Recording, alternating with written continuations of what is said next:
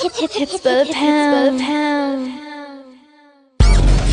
Yeah, this is how we do it in the Central Colors, man. We got 40 ounces, Old English, rag tops, 6'4" Impalas, and bikini girls, man. This is how we do it on the West Coast. San Diego, San Francisco, Los Angeles. But don't forget about the Central Cali, man. Please don't forget about the Central Cali. Yeah, get 'em. It's another sunny day in the state of California. Low rider palm trees and G's that put it on ya. This ain't a negative, we speaking ebonics. Rank talk, candy paint on D's with hydraulics. Baseball hat with the sticker on the brim. Don't let the sun blind your sight, cause things can get grim. But I'm not here to talk about banana clips and guns. We're going back to Cali and we're gonna have some fun. A West Coast domination. And welcome back to Two-Face Entertainment Podcast. I am your host, Fred Segura, out here in Monterey County, also known to the world as the Salad Bowl, also known as the Salinas Valley. To the people in LA, we are north. To the people in San Francisco, we are south. Right smack in the middle, best of both worlds. Don't forget about the Central Cali. Anyway, folks, today we are going to talk about the money and the power, right? So, with that being said, guys, there's a saying in Spanish that says,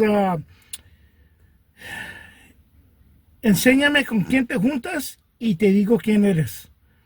In English, it translates, show me who you hang around with and I'll tell you who you are, right? So with that being said, guys, let's get into it right away, right?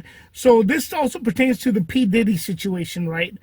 And although we know that there's still a big old investigation, a bunch of stuff going down, right? Whatever the case may be, right?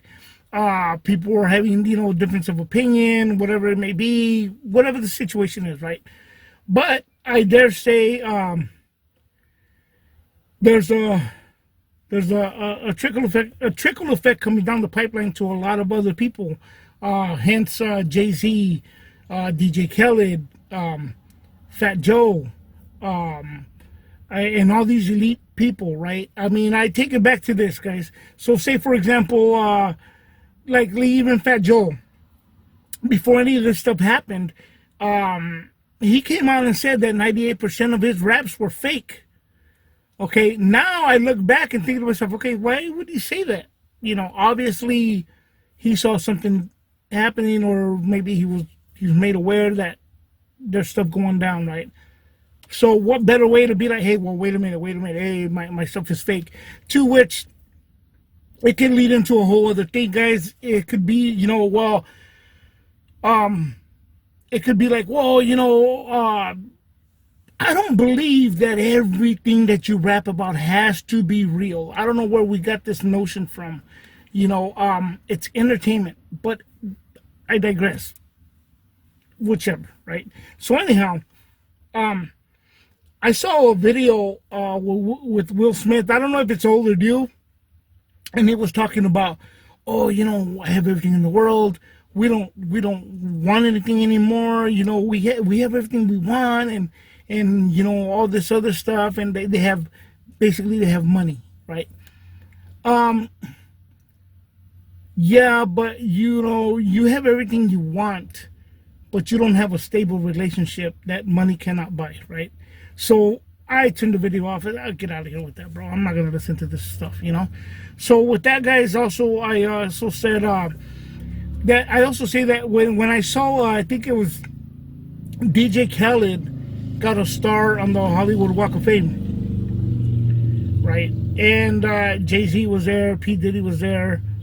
The only thing I do ask about that, though, guys, is how the heck did these guys get a star before Dr. Dre did? It's not an East Coast, West Coast thing. I'm just saying, if we want to go on stature and on work and on, their music,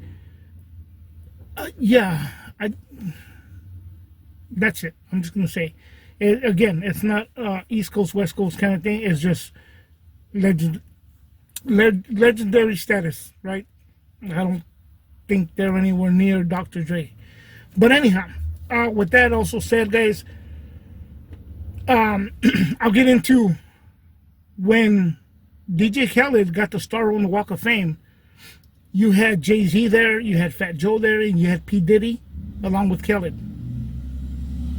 The elites, right? that little group there, right? Artists like Ice Cube do not belong to that group. So let's get into what I'm going to get into about that. When the power and the money, you know, a lot of people think that, well, with power, you know, with money comes power, okay? Some people believe it's happiness. I tend to believe if you don't have happiness in your heart, it don't matter the amount of money. If you got to be happy in your heart, that's just bottom line to me. Sorry, guys, I just these allergies or something, whatever it is. Anyhow, so you got to make the change within, not through materialistic things or any financial gain, right? Although it would help. I mean, you know. So anyhow, so with that, guys, I think about the Terror Squad, Fat Joe, right? Which is one of the people that nobody's been talking about. And if you heard about it, you know, or it comes down the pipeline, remember you heard it here first on Two-Face Entertainment Podcast. So here's the deal. Back when Big Pun came out, Big Pun came with I don't want to say the name because I may be wrong on that, but it was two friends, and they were called Full Eclipse. I believe it was three or four of them, whatever, right? 3 or 4 of them. But one of the guys that was Big Pun's, you know, road dog, his twin, his best friend, was Cuban Link, right? Cuban Link, and they were part of the Terror Squad on the first album, Terror Squad, the first one, right? Not the one that had Lean Back. We were talking about the first one. That had the original Terror Squad on there, right? In my opinion, I love that album. Everybody, if you're into the rap music, it came, you know, it came tight, you know. So what happened, the unfortunate happened, you know, we all know the story, you know, Big Pun, Christopher Rios, God rest his soul, paz descanse, passed away, right? So the next runner-up from the Terror Squad, this is after the Don Cartagena album, right, came, I believe it was after, I don't remember if it was right before Pun passed or after. I forget. But either way, there was Don Cartagena, Fat Joe. All of a sudden, he had a new style, which is a known fact that Big Pun wrote that entire album. So, anyways, so Cuban Link, in my opinion, as the story goes and what I know from it, was the next runner-up from Terror Squad to come out, right? Cuban Link, the album was called 24K. What happened was, there was some, after Pun's passing, there was some bad blood there between Fat Joe and Cuban Link. Now, I will say this, guys, the guy could rap. The guy can rap. He still can. I mean, he can rap. I was impressed with him on the, was it not As the World Turns? I think when I heard it on the Terror Squad album, I remember about it. I heard that song, and yeah, As the World Turns. And he said, when I was 5, I arrived in America. You have to hear that song. Cuban Link is the first one to come out on that song, and he's off the Richter scale, man. He could rap, right? And I'm not, you know, kissing nobody's tail or anything. I'm speaking from a spectator's point of view. Have I spoken to Cuban Link a few times? Yes, through messages. We're not buddies and friends and all this other stuff, but I have spoken to him. But shout out to him, right? And this is not a thing of promotion that trying to say, oh, well, Cuban Link, you know, this. No. Much respect to that man. I'm simply stating the story, and we're staying focused, keeping focused with the money and power, right? So anyhow, guys, the thing about, not only can this man rap, he was extremely marketable, right? He was marketable, and he, at the time, he would have been the Latin version, the LL Cool J of Latin, for Latin ladies, you know, or ladies in general, you know. He was, again, well, I'm not gonna say it as a man. I'm just gonna say he was extremely marketable, and he has the talent to rap. So, according to sources, and this is all public knowledge, guys. This is not me throwing it out there. This is all public knowledge, and there's videos out there, and the story, as the story goes. So there was some bad blood between Cuban Link and Fat Joe.